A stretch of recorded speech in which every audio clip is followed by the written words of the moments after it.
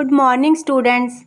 अज असी वस्तुआं दी मुरम्मत संबंधी पत्तर करांगे। बेटा यह तुसी अपनी पंजाबी लैंग्वेज दी कापी उपर लिखने हैं। सब तो पहला मैं तुहानू इन्हां दे नाम लिखावांगी। हुण तुसी इस तरह ही जिवें मैं लिखिया होया है अपनी कापी उपर लिखो। पहला लिखो हैडिंग वस्तुआं दी मुरम्मत संबंधी पत्तर। इसनू बेटा इस तरह ही तुसी अंडरलाइन करना है।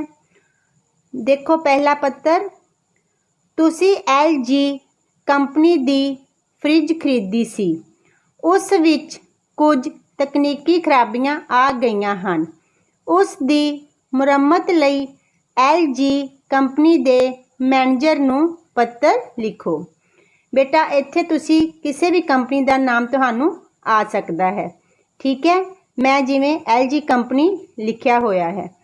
देखो सैकेंड, तुसी LG कंपनी दा AC खरीदिया सी, उस विच कुछ तकनीकी खराबियां आ गईयां हन।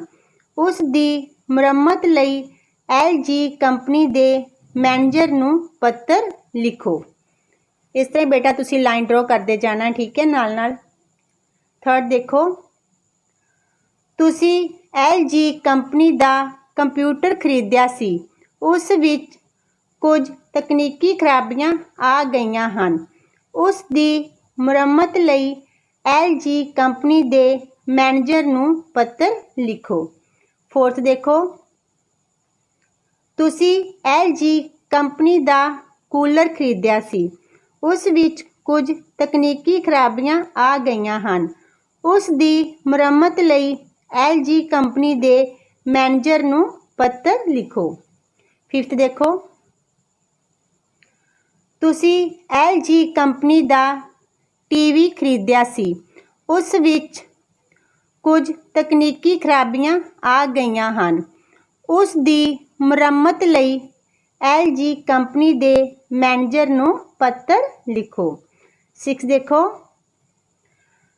तुसी LG कंपनी दी वॉशिंग मशीन खरीदी सी, उस विच कुछ तकनीकी खराबियां आ गईयां हन। उस दी मुरम्मत लई LG कंपनी दे मैनेजर नू पत्तर लिखो। बेटा ये सन साडे 6 पत्तरां दे नाम, ठीक है। हुण इस तो बाद मैं तुहानू नमूना पत्तर लिखावांगी। लिखो हैडिंग नमूना पत्तर। यह लिखण तो बाद बेटा इस तरह तुसी अंडरलाइन करना है। यह बेटा असी खब्बे हाथ तो लिखना शुरू करांगे, तो जो भी फॉर्मेट मैं तुहानू दसांगी सब ने ध्यान दे नाल सुनना है। जिन्ने भी साडे पत्तर हैं असी इस नू ध्यान विच रख के ही करने हैं। देखो पहला प्रीख्या भवन कौमा ऊड़ा बिंदी ऐड़ा बिंदी ईड़ी बिंदी केंद्र कौमा कक्का बिंदी खक्खा बिंदी गग्गा बिंदी शहर डंडी 21 जुलाई कौमा 2020 बिंदी। बेटा मिति असी ओह लिखांगे जिस मिति नू असी पत्तर लिखना है। सेवा विखे मैनेजर साहिब कौमा L बिंदी G बिंदी कंपनी कौमा हाल बाजार कौमा अमृतसर डंडी। ठीक है बेटा, इस फॉर्मेट नू तुसी ध्यान दे विच रखना है। कौमे दे थल्ले कौमा फिर डंडी फिर बिंदी, ठीक है बेटा। इत्थे फिर कौमा आएगा, कौमे थल्ले कौमा कौमा फिर डंडी। इस फॉर्मेट नू ध्यान विच रखना है। उस तो अगे देखो विशा कूलर दी मुरम्मत संबंधी पत्तर। इनू बेटा इस तरह तुसी अंडरलाइन भी करना है। तो विशा असी ओह लिखांगे जो असी पत्तर विच लिखिया हुंदा है। जिवें मान लो तुहानू पत्तर आ जाता है कि तुसी कूलर दी मुरम्मत संबंधी पत्तर लिखना है, फिर तुसी विषय दे विच यही ही लिखोगे, ठीक है बेटा। विशा कूलर दी मुरम्मत संबंधी पत्तर इस तरह बेटा तुसी अंडरलाइन करना है। तो विशा असी ओ लिखते हाँ जिस नाल संबंधित असी पत्तर लिखना हुंदा है, ठीक है। इस तो बाद बेटा तुसी लाइन लीव कर सकते हो। नैक्सट फिर लिखांगे श्रीमान जी कौमा सनीमर बेनती। उस तो बाद बेटा ਇਹ ਸਾਡਾ ਪੱਤਰ 4 ਪੈਰਿਆਂ ਵਿੱਚ ਲਿਖਿਆ ਜਾਵੇਗਾ। ਠੀਕ ਹੈ। ਨੈਕਸਟ ਦੇਖੋ, ਧੰਨਵਾਦ ਸਹਿਤ ਕੌਮਾ ਆਪ जी ਦਾ ਵਿਸ਼ਵਾਸ ਪਾਤਰ ਕੌਮਾ। बेटा इत्थे ध्यान रखना है, जो बॉयज़ ने वो लिखणगे दा ते गर्ल्स की लिखणगियां दी। ठीक है। उस तो बाद बेटा इत्थे तुसी सब ने अपना अपना नाम लिखना है।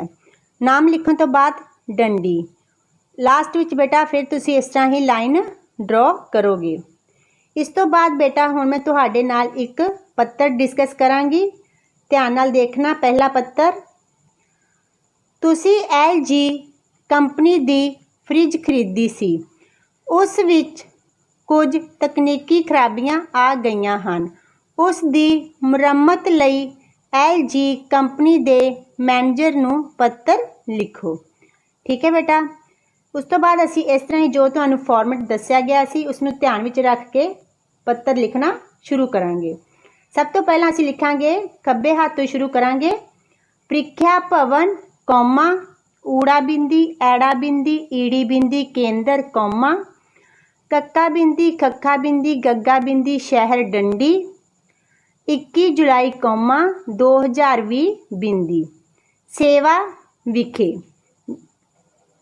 मैनेजर साहिब कौमा L बिंदी G बिंदी कंपनी कौमा हाल बाजार कौमा अमृतसर डंडी। उस तो बाद बेटा असी विशा लिखांगे। विशा जिवें कि तुहानूं पता मैं फ्रिज नाल संबंधित पत्र लिखा रही हाँ। ठीक है। उही असी इत्थे विशा लिखांगे, फ्रिज दी मुरम्मत संबंधी पत्र डंडी। इस तरह ही असी अंडरलाइन करांगे। श्रीमान जी कौमा इत्थों बेटा असी पहला पैरा शुरू करांगे। स्नीमर बेनती यह है कि मैं मुहल्ला गुरु रामदास नगर दा निवासी हाँ। मैं पिछले महीने आप जी दी दुकान तो LG कंपनी दी 165 लीटर दी फ्रिज 20,000 रुपए दी अदायगी करके खरीदी सी, जिस दा रसीद नंबर 505 है। मैं जदों यह फ्रिज खरीदी सी तां यह बिल्कुल ठीक चल रही सी, परंतु हुण इस विच कई तकनीकी खराबियां आ गईयां हन। देखो बेटा सैकंड पैरा इत्थों शुरू करांगे असी। ठीक है। सेंटर दे विचों, असल विच मैं जदों यह फ्रिज खरीदी सी तां तुसी मैनूं 2 साल दा गारंटी कार्ड भी दिता सी ते कहा सी कि इस विच कोई खराबी नहीं आवेगी, परंतु इस विच हौली हौली कई तकनीकी खराबियां आ गईयां हन। जिवें यह चलदी चलदी आपे ही बंद हो जाती है। इस विचलियां चीज़ां भी घट ही ठंडियां हुंदियां हन।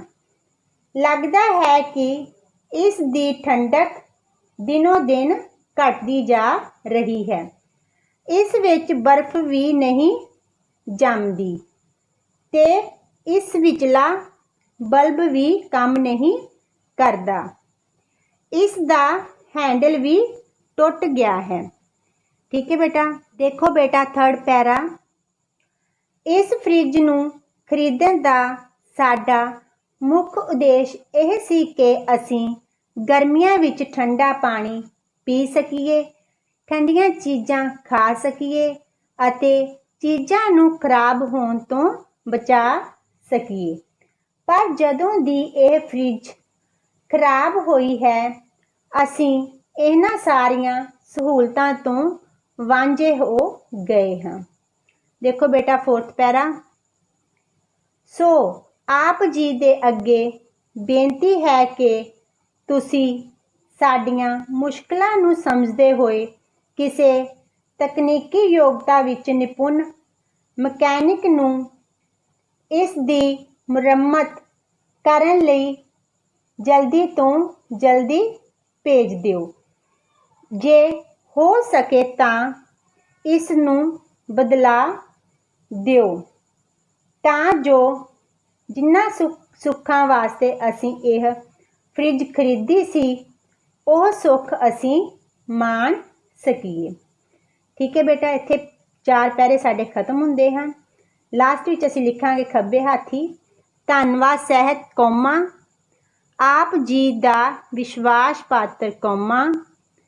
अपना अपना इत्थे तुसीं नाम लिखना है। ठीक है, रमनदीप सिंह डंडी।